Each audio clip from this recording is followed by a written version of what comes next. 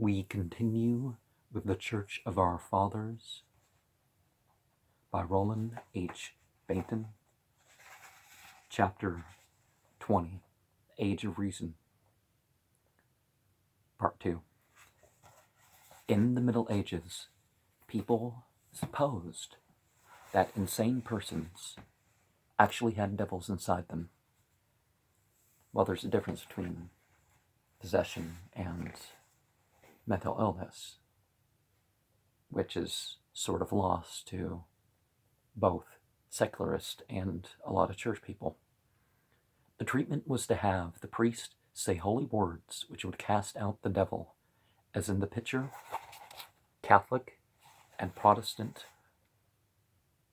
alike, the 16th and 17th centuries of the Common Era, still believed that crazy or even queer persons were witches. Now, not all weird people. That's how the word was used back when this book was written. Or either. Just being different is probably where you should be, right? Being normal isn't often so. There's a lot of bad things about being normal, statistically. Who made friends with devils and brewed in cauldrons mixtures of toads, serpents, poison herbs, and all things nasty. So a witch wasn't just some alternative religion. A witch was something very specific. It's people who make pacts with demons, people who knowingly call up demons. Witches rode broomsticks in the air and worshipped what they considered to be a god with the head of a goat. Well, witchcraft varies, thank you very much. They were supposed to bring curses and plagues on the earth. Some harmless and helpless old women, sometimes men in high positions, were accused by enemies of practicing witchcraft and were burned. The Enlightenment ended all that. Did it? The so-called religious murders are still mostly Christian, and a lot of it is, being part of a different religion makes you in league with the devil. And it still happens in my country that there's still people killed thinking they're witches. And sometimes there are witches, but if they're not physically harming anybody, shouldn't they have the rights? Those who started the movement hoped to make Christianity stronger by stripping it of those teachings that had caused wars and persecutions, as well as those beliefs that scientists found hard to accept. This was the age of science, when the public mind was catching up with past discoveries like that of Copernicus, who put the sun and not the earth at the center of the heavenly bodies. A lot of ancient cultures actually did that. And with the new discoveries of Newton about the law of gravitation, all the universe seemed to run in accord with divine rules. The God of Christianity, said the Enlightenment, is the one who made the rules, and reason in man is able to understand them. The poet Addison wrote a poem about God's rule as seen by the reason of man in the control of the heavenly bodies. So the idea that God couldn't forgive us without sending his son to be killed and couldn't give us a chance, that they take the side that doesn't make sense to them, but kind of strange. But the spacious firmament on high, with all the blue ethereal sky and spangled heavens a shining frame, the great original proclaim. The unwearied sun from day to day does his creator's powers display, and publishes to every land the work of an almighty hand. Soon as the evening shades prevail, the moon takes up the wondrous tale, and nightly on the listening earth repeats the story of her birth, whilst all the stars that round her burn, and all the planets in their turn, confirm the tidings as they roll, and spread the truth from pole to pole. What though in solemn silence all move round this dark terrestrial ball? What though no real voice nor sound amidst the radiant orbs be found? In reason's ear they all rejoice, and utter forth a glorious voice, forever singing as they shine the hand that made us is divine. The cutting away of superstitions in Christianity, well, they're selective about what they consider superstitions apparently, began in hope of making the tree healthy and stronger. The men of the Enlightenment sought not only to prune, but also to prop. They believed that they could prove Christianity by showing that the account of the miracles in the Bible can be believed, and if the miracles are so, then Christianity is proved. Well, perhaps they were another context, right? And how does the Old Testament prove the contrary doctrine in the New Testament? The first task was to show the credibility of the witnesses, so that we can believe those who wrote down the accounts. But the spirit of that age was a spirit of doubt, and soon there were those who questioned whether miracles can be proved. A miracle, by miracle they meant a breaking of God's rules. Newton had taught that God is a God of law. Did he not then stop the law of gravitation once that Jesus might not sink in the water? The common answer was that God suspended the rules just once in order to prove that Jesus is his son, and then put the rules back in force. Well, what about the other figures that's said about? At this point, the historian Gibbon points out that according to the Roman Catholics, God still suspends the rules because they think that miracles have never stopped. Well, they may seem to suspend the rules, but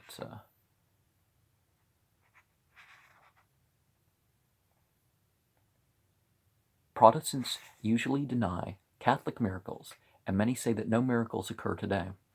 But at what point, inquired Gibbon, did they then come to an end? The stories about miracles have never stopped. If the miracles stopped, but the stories went on, the stories must be false. And if the stories are false now, what reason have we to believe that they were true then? Of course, they might have been true, and God might have broken his laws once, and have kept them ever after. But how do we know that he did? We have only old books to prove it, and perhaps they are not trustworthy. Here's a cartoon of Gibbon outweighing a bishop. The Rise and Fall of the Roman Empire, 6-volume set. Is that what they're talking about?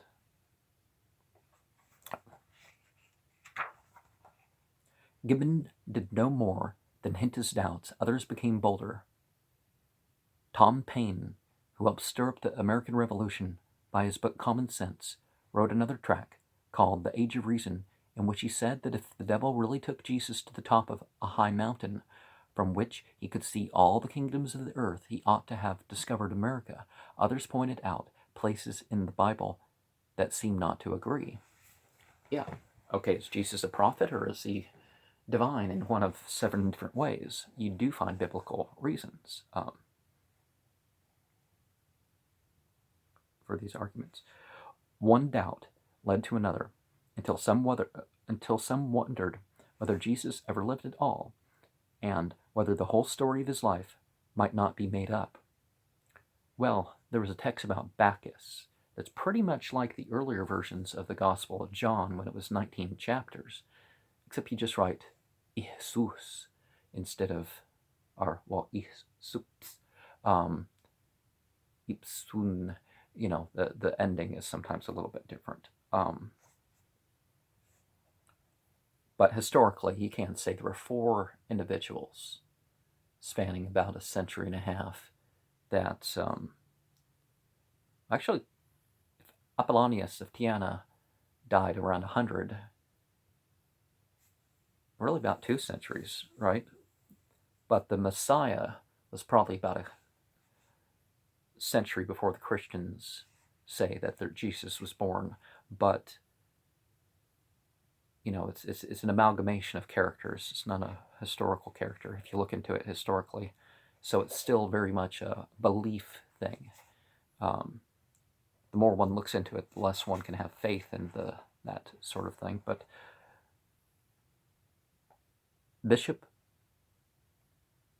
Whately The Episcopal Church wrote a very clever answer in which took the arguments commonly used to prove that Jesus might never have lived to show that by the same line of reasoning Napoleon Bonaparte was not alive at that very time, although everybody well knew that he was then the Emperor of France and the terror of England. But how does everybody know? Asks Watteli. Napoleon is taken for granted, but nothing should be taken for granted. His story is so amazing that it sounds like a fairy tale. He is said to have risen from a corporal to an emperor. He led an army to Egypt and lost it. Nevertheless, he was able to return to Europe and did raise another army, with which he overran Europe until defeated in Russia. Then he came back and raised another army. Defeated at Leipzig, he raised another army. Imprisoned at Elba, he broke loose and raised another army.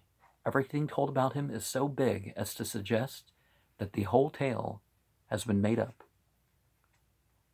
Watteli imagined that all that would be said in favor of believing that Napoleon was a real person, the objector would say, British soldiers have been wounded fighting him. Reply, British soldiers have been wounded fighting someone, but how do they know it is Napoleon? Objection, the newspapers tell about him. Reply, how do the newspapers know? Objection, are we to suppose that the newspapers are all lying? Well, nowadays, here and there. Reply, no, not all. One may be lying, and the others may be fooled. Objection, why should any newspaper wish to make up such a story? Reply, simple enough, to raise the taxes. If the English people believe there is a real Napoleon in France who seeks to destroy their country, they will be willing to pay more money, for the army and navy and the government will get the money. Objection, but Napoleon was seen in a cocked hat and a uniform standing on a ship off the coast of Plymouth. Reply, to be sure, someone was seen in a cocked hat and a uniform standing on a ship off the coast of Plymouth, but who was close enough to know who was in the cocked hat and uniform? Just after the appearance of Watteli's track, the newspapers came out with the news that Napoleon was dead. See, said Watteli, I killed him. They were afraid I was going to puncture their story. They have saved themselves by saying he is dead instead of admitting that he never was alive. Watteli certainly showed that though we should try to find out whether the Bible is true, we ought not to be more unbelieving about the Bible than we are about something which happens in our own day. Of course, we cannot believe everything the newspapers tell us now, but if we refuse to believe anything they say, we shall not find the truth either. Well, one of the strongest arguments is, why did they change the Bible so much? Why are there 10,000 variants in the Greek? Why did the canonical Gospels all start out at 19 chapters and end up bigger? They were adding words and verses and stuff for a couple centuries. And that's just the Greek variations. There's still changes being made to the Bible. Jehovah's Witnesses and the LDS don't accept the additions to the Bible that were made after they were formed. The Jehovah's Witnesses say it must have occurred in Greek, or they're not interested in the content of the Bible. So the Latin Bibles, they weren't the Vulgate, the changes at that point.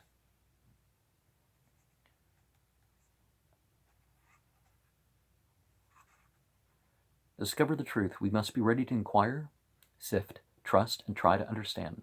Tom Paine's question about the mountain from which America might have been discovered really does not call for a serious answer. Jesus told the disciples about the temptations in story form, and they never supposed that he had been on a real mountain. But with regard to walking on water or rising from the dead, these events, however unusual, are not breakings of God's law, because law is not a chain fastened on God from without. Law is God's will and purpose. The proof, however, that God did something unusual in the past can never be so clear-cut as something in arithmetic. The men of the Enlightenment before the 18th century was over came to feel that we do not believe in the gospel because we believe in the miracles. But if we believe in the miracles, it is because we first believe in the gospel. And we believe in the gospel partially because of God's word and partially because of God's Spirit teaching us through the power of faith. Well, people have feelings and emotions about anything, so what's the difference there? Jesus himself is a miracle, and the greatest miracle that can happen to us is that we should become like him. The Enlightenment saw that people cannot be enlightened if they are ignorant, and religion itself needs to be taught and explained. Something of religion we may know because of the teaching of God's Spirit in our hearts. But the teaching of the Bible cannot be known unless we study and are taught what's in the book. Of course, the personal study of the Bible is weakened the Christian hold because of the contradiction, the scientific errors, and the ethical problems, and the changing of the text by people who obviously didn't believe in the text enough to preserve it. I mean, there was intentional changes. Some traditions had accidental changes and stuff like that. You can't really establish that, but you had some very deliberate changes being made with the Christian tradition. The teaching of the Bible cannot be known unless we study and are taught what is in the book in order to teach children the rules of religion and the Bible. And of the Bible Sunday schools were started at the close of the 18th century. The Bible was printed especially for children, partially in picture writing such as this verse. And see, we have the axe, the tree, and the fruit. And now also the axe laid into the root of the trees, because every tree, therefore, which bringeth not forth good fruit, and so on. Hymns for children were written by Isaac Watts and others. Here are some examples. Let dogs delight to bark and bite, for God hath made them so. Let bears and lions growl and fight, for 'tis their nature too. But children, you should never let your angry passions rise. Your little hands were never made to tear each other's eyes. I don't know how any of these songs go. And again, angels are happy clothed with wings, but our new clothes are dangerous things. The child well dressed had need beware, lest his fine raiment prove a snare. Rather better was this rhyming version of the Ten Commandments. And, you think they would have restored the real Sabbath, the biblical Sabbath, rather than the Christian Sabbath. But thou shalt have no more gods than me. Before no idol bow thy knee. Take not the name of God in vain, nor dare the Sabbath day profane. Give both thy parents honor due. Take heed that thou no murder do. Abstain from words and deeds unclean, nor steal, though thou art poor and mean. Nor make a wilful lie, nor love it. What is thy neighbor's, dare not covet. And it's not idol, it's graven image, and graven image doesn't mean quite the same thing as idol, now does it? And if it's like the tonic says, no God before, no God after, no God besides, and it's clear that the Father and some other sort of language like that both has other meanings and would be symbolic. The limitations of gender and all that other stuff on God that you would see in the Christian tradition, saying that God's in some sphere outside of everything, but not here.